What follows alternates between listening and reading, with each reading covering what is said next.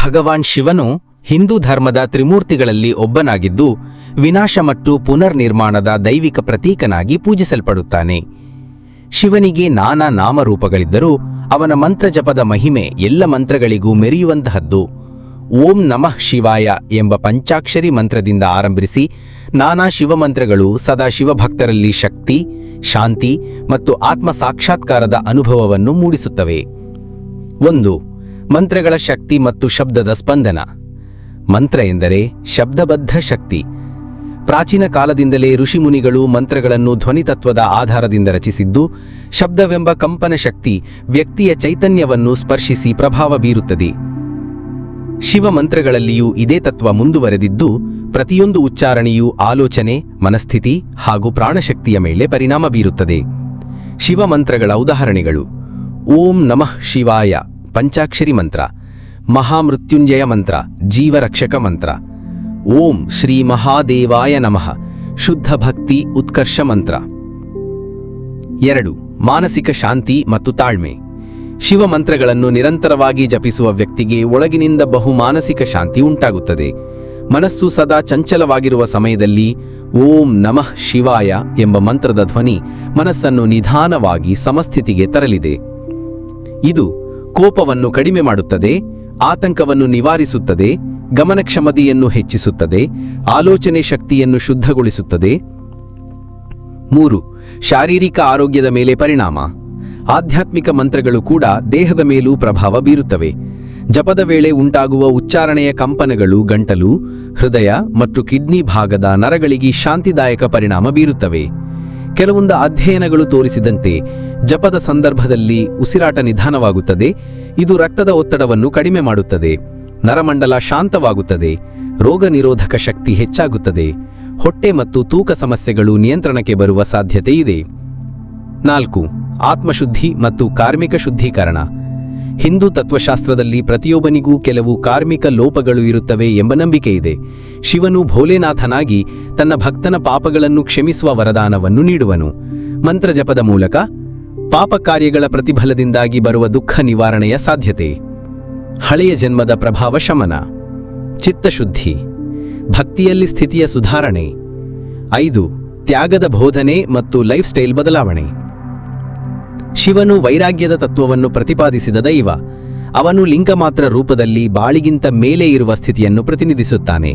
ಅವನ ಮಂತ್ರಜಪ ಹಸಿವಿನಂತೆ ಇಹಲಾಲಸೆಯನ್ನು ನಿಯಂತ್ರಿಸುತ್ತದೆ, ಗರಿಷ್ಠ ಸಾಧನೆಯ ಬದಲು ಆಂತರಿಕ ಸಮಾಧಾನವನ್ನು ಬೆಳೆಸುತ್ತದೆ, ವೈರಾಗ್ಯ, ಶ್ರದ್ಧೆ, ಸಮರ್ಪಣೆಯ ಮೌಲ್ಯಗಳನ್ನು ಉಂಟುಮಾಡುತ್ತದೆ, ಅಹಂಕಾರವನ್ನು ನಿವಾರಿಸಿ ದೀನತೆ ತರಿಸುತ್ತದೆ.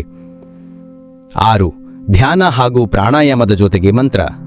ಯಾವುದೇ ಮಂತ್ರದ ಶಕ್ತಿ ಧ್ಯಾನ ಅಥವಾ ಪ್ರಾಣಾಯಾಮದೊಂದಿಗೆ ಜೋಡಿಸಿದಾಗ ಹೆಚ್ಚಾಗಿ ಅನುಭವಿಸಬಹುದು. ಶಿವಮಂತ್ರದೊಂದಿಗೆ ಕುಂದುಕೊಳ್ಳದ ಧ್ಯಾನವು ಶೂನ್ಯತೆಯ ಅನುಭವ, ಕಾಲ ಮತ್ತು ಸ್ಥಾನದ ಮೀರಿದ ಅರಿವಿನ ಸ್ಥಿತಿಗೆ ಒಯ್ಯುವುದು, ತುರಿಯ ಸ್ಥಿತಿಗೆ ಅಂದರೆ ಚತುರ್ಥ ಸ್ಥಿತಿಗೆ ನಲುಗಿ ಒಯ್ಯುವುದು. 7. ಗೃಹಸ್ಥ ಜೀವನದಲ್ಲಿ ಶಾಂತಿ. ಗೃಹಸ್ಥ ಜೀವನದಲ್ಲಿ ನಿರಂತರ ಒತ್ತಡ, ದ್ವಂದ್ವ, ಸಂಬಂಧಗಳ ಸವಾಲುಗಳ ನಡುವೆ ಓಂ ನಮಃ ಶಿವಾಯ ಎಂಬ ಮಂತ್ರದ ಸ್ಪಂದನೆ ಮನೆಯಲ್ಲಿ ಶಾಂತಿ ಮೂಡಿಸುತ್ತದೆ. ದಂಪತಿಗಳ ನಡುವೆ ವೈಚಾರಿಕ ಸಮಾನತೆ ತರಬಹುದು, ಮಕ್ಕಳಲ್ಲಿ ಆತ್ಮವಿಶ್ವಾಸ ಬೆಳೆಸುತ್ತದೆ, ಮನೆಯ ವಾತಾವರಣ ಪವಿತ್ರವಾಗುತ್ತದೆ. 8. ನಿದ್ರಾ ಗುಣಮಟ್ಟದಲ್ಲಿ ಸುಧಾರಣೆ. ಮಂತ್ರಜಪದ ಕಂಪನ ಮಾನಸಿಕ ಚಿಂತೆಗಳನ್ನು ನಿವಾರಿಸುತ್ತವೆ. ದಿನಪೂರ್ತಿ ಒತ್ತಡದಿಂದ ಬಳಲಿದ ವ್ಯಕ್ತಿಗೆ ರಾತ್ರಿ ಮಂತ್ರಜಪ ಮಾಡುವ ಅಭ್ಯಾಸ ನಿದ್ರೆಯಲ್ಲಿ ತೀವ್ರವಾದ ವಿಶ್ರಾಂತಿ, ಕಳವಳಿಗಳ ಕಡಿತ, ಕನಸುಗಳಲ್ಲಿ ಶುದ್ಧ ಚಿತ್ರಣ, ಬೆಳಗಿನ ಕಾಲದಲ್ಲಿ ಉಲ್ಲಾಸ, ಶಕ್ತಿಯ ಜೊತೆಗೆ ಏಳುವುದು. 9. ಇಚ್ಛಾಪೂರ್ವಕ ಶಕ್ತಿ ಮತ್ತು ಸಂಕಲ್ಪ ಶಕ್ತಿ. ಶಿವಮಂತ್ರಗಳನ್ನು ಸಂಕಲ್ಪದೊಂದಿಗೆ ಜಪಿಸಿದಲೇ ಅವು ಇಚ್ಛಾಪೂರಣಕ್ಕೆ ಸಹಾಯಕವಾಗಬಹುದು. ಕೆಲವೊಮ್ಮೆ ನಾವು ಹೇಳುವ ಮಂತ್ರಸಿದ್ಧಿ ಎಂಬ ತತ್ವ ಇದನ್ನೇ ಸೂಚಿಸುತ್ತದೆ. ಮಹಾಮೃತ್ಯುಂಜಯ ಮಂತ್ರ ಜೀವಭೀತಿಯ ದಮನ, ಪಂಚಾಕ್ಷರಿ ಮಂತ್ರ ಸರ್ವಕ್ಲೇಶ ನಿವಾರಣ. ಶಕ್ತಿ ಮಂತ್ರಗಳು ಸಂಕಲ್ಪ ಶಕ್ತಿ ಹೆಚ್ಚಿಸಲು. 10. ಆಧ್ಯಾತ್ಮಿಕ ಜಾಗೃತಿ ಮತ್ತು ಶಿವತತ್ವದ ಅನುಭವ. ಮಂತ್ರಜಪದ ಮೂಲಕ ವ್ಯಕ್ತಿ ಶಿವತತ್ವದ ಮರ್ಮವನ್ನು ಅರಿಯಲು ಸಾಧ್ಯ. ಈ ಜಪ ವ್ಯಕ್ತಿಯು ನಾನು ದೇಹವಲ್ಲ ಆತ್ಮ ಎಂಬ ಬೋಧನೆ ಪಡೆಯುವವರೆಗೂ ಮುನ್ನಡೆಯುತ್ತದೆ. ಶಿವನು ಅವನ ಒಳಗೇ ಇರುವ ನಿಜರೂಪ ಎಂದು ಅನುಭವಿಸುವ ಸ್ಥಿತಿ, ಜಗತ್ತೆಲ್ಲವೂ ಶಿವಮಯ ಎಂದು ಮನಸ್ಸು ಅರಿಯುವ ಸ್ಥಿತಿಗೆ ತಲುಪುವುದು. 11. ಉತ್ಸಾಹ ಮತ್ತು ಸೃಜನಶೀಲತೆಯ ಉಗಮ. ಶಿವನು ತಾಂಡವನಾಟ ಮಾಡುವ ಕಲಾತ್ಮಕ ದೈವ. ಮಂತ್ರಜಪ ಮನಸ್ಸನ್ನು ಸೃಜನಾತ್ಮಕತೆ ಕಡೆಗೆ ತೂಡುತ್ತದೆ. ಕಲೆ, ಸಾಹಿತ್ಯ, ಸಂಗೀತದತ್ತ ವ್ಯಕ್ತಿಯನ್ನು ಒಯ್ಯುತ್ತದೆ. ಹೊಸ ಆಲೋಚನೆಗಳು ಹುಟ್ಟಿಸುತ್ತವೆ. 12. ಶ್ರದ್ಧೆ ಮತ್ತು ಭಕ್ತಿಯ ವೃದ್ಧಿ.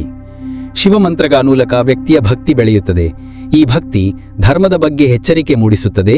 ತಪಸ್ಸು, ಉಪವಾಸ, ಸೇವಾ ಮನೋಭಾವನೆ ತರಿಸುತ್ತದೆ.